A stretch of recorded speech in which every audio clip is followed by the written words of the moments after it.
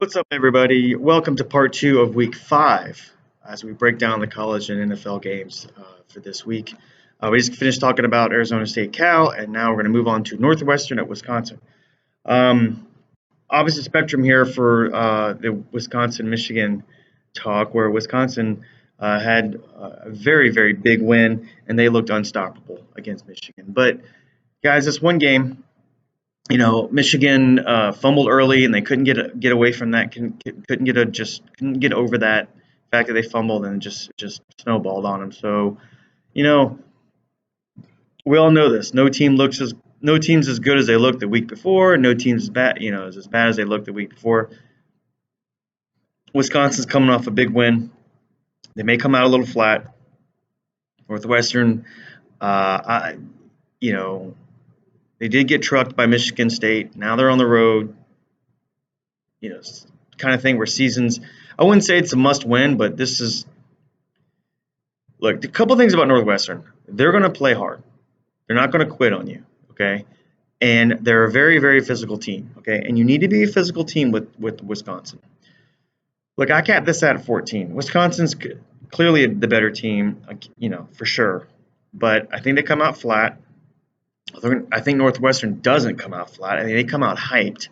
And I think Northwestern keeps it close for a half or hopefully for three quarters and gets this game to the fourth quarter where there's maybe one or two possession, 10 points kind of thing, 17-10, 21-10 type stuff. And then, Wisconsin just sits on the ball or something and we get the cover because of the time of possession or something like that. I just don't see Wisconsin blowing out Northwestern like they blew out Michigan. I think Northwestern is just more mentally sound, and they're going to play defense. They know how. Michigan was undisciplined. Northwestern won't be. Okay, they're a good defensive team. They've been a great defensive team ever since Fitzgerald has coached that team. They're going to be fine. I think 24.5 got the hook. I think it's a good play. All right, K-State, Okie State.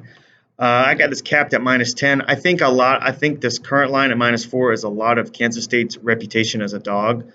But you have to remember that this is not Bill Snyder anymore. This is the new guy here.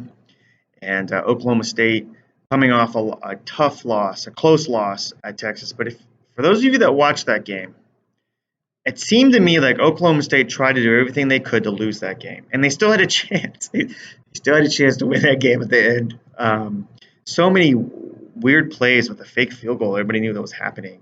The onside kick that they almost got, and they had him third and long. And they just missed an assignment. The guy ran it, 20, 30 yards, and that was it.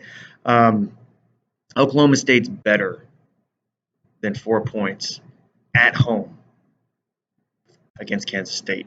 Okay, I love this line. I love this play. -4, -5. I don't care. I got again. I capped this at -10. I think they have the offense to keep them in games. And Kansas State, remember, they're coming off a big win against Mississippi State. So Cal beat Ole Miss, by the way. K-State came off a big win in Mississippi State, a revenge game. They really got up for that. Had to go on the road, emotional win, big time. Now they got to go on the road again at Okie State, which is not an easy place to play. Okie State's hungry for a Big 12 victory. I think Okie State gets this.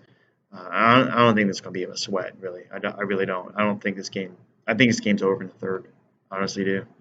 Okay, Wake Forest at Boston College. Now this is one of those a game where we have two right in a row here, where I thought, I was way off with the market, and that's okay with me. In the past I would get freaked out, but now I have enough confidence in what I'm doing to say, look, I don't care what the market says. This is what I say.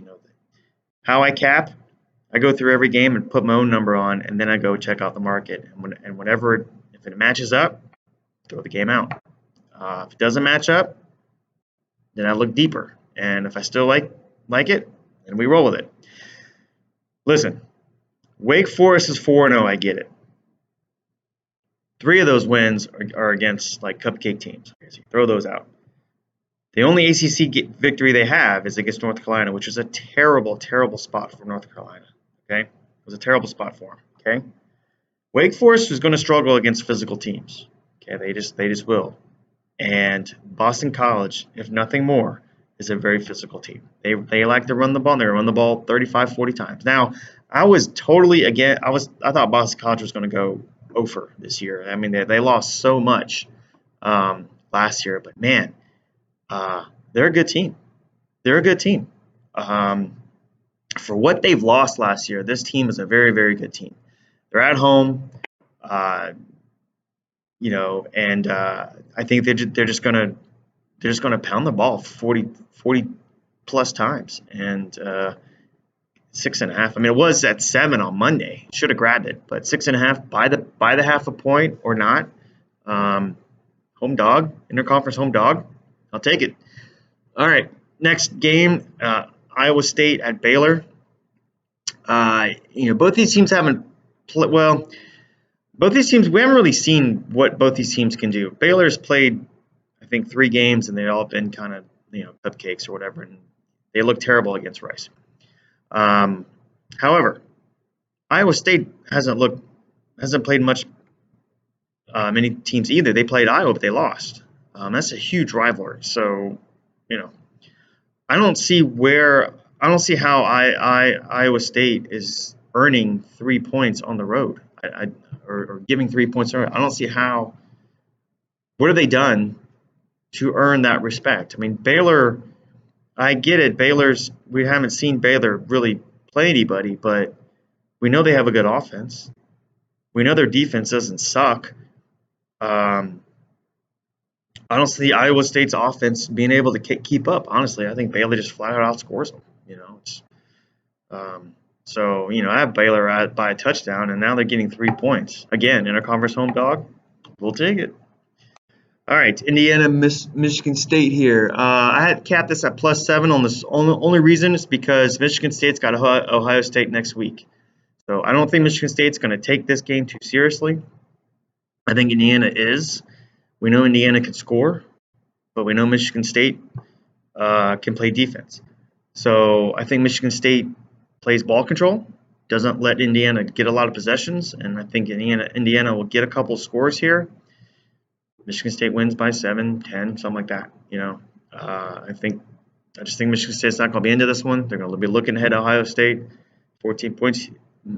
I may buy the hook to take it to 14.5. But I just don't. I think giving two scores here to Indiana is not the play. So I'm oppo on that. All right, next one before we end part 2 here. Ohio State at Nebraska. I like the over here. We know Ohio State can score. We know Nebraska's got that kid Martinez. They run their entire offense through him.